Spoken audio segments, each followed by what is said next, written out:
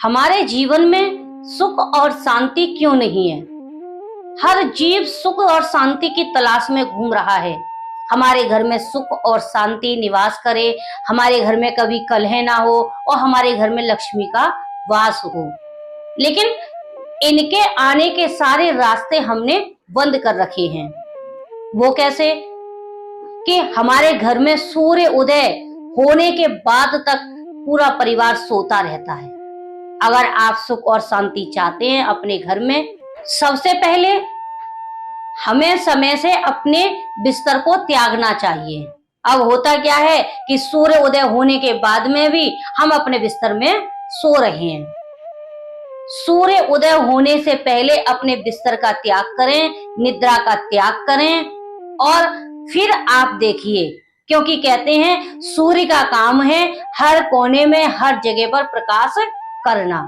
सूर्य उदय होते ही अंधकार का नाश हो जाता है, लेकिन हम बिस्तर में पड़े पड़े सोते रहते हैं तो हमारे घर का अंधकार कभी नहीं जाता। इसीलिए सबसे पहला काम है कि सूर्य उदय होने से पहले हम अपने बिस्तर को त्याग दें, क्योंकि जब हम सोते रहते हैं तो हमारे घर में दरिद्रता निवास कर जाती है, और जब दरिद्रता हमारे घर में निवास कर जाती है तो जिस घर में दरिद्रता होगी उस घर में लक्ष्मी का वास कभी हो नहीं सकता। सुबह ब्रह्म मुहूर्त में यानी कि 4 बजे से और 6 बजे के बीच में हमें बिस्तर का त्याग कर देना चाहिए।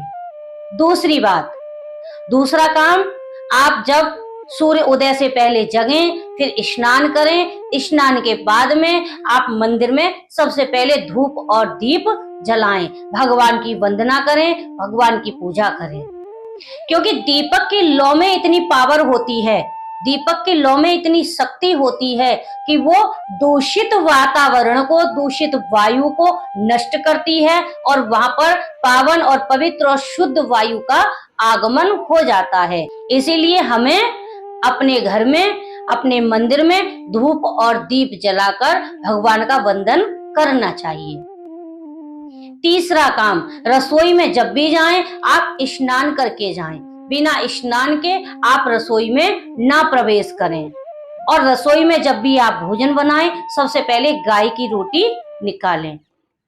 जब एक गाय की रोटी हम निकालते हैं और उसमें गुड़ या चीनी रखकर गौ माता को खिलाते हैं, कहते हैं कि गौ माता के शरीर में 33 कोटि देवी देवता निवास करते हैं, और वो रोटी जब हमारी गौ माता खाएंगी, यानी कि गौ माता के द्वारा हमारी एक रोटी से 33 कोटि देवी देवताओं को भोजन प्राप्त होगा।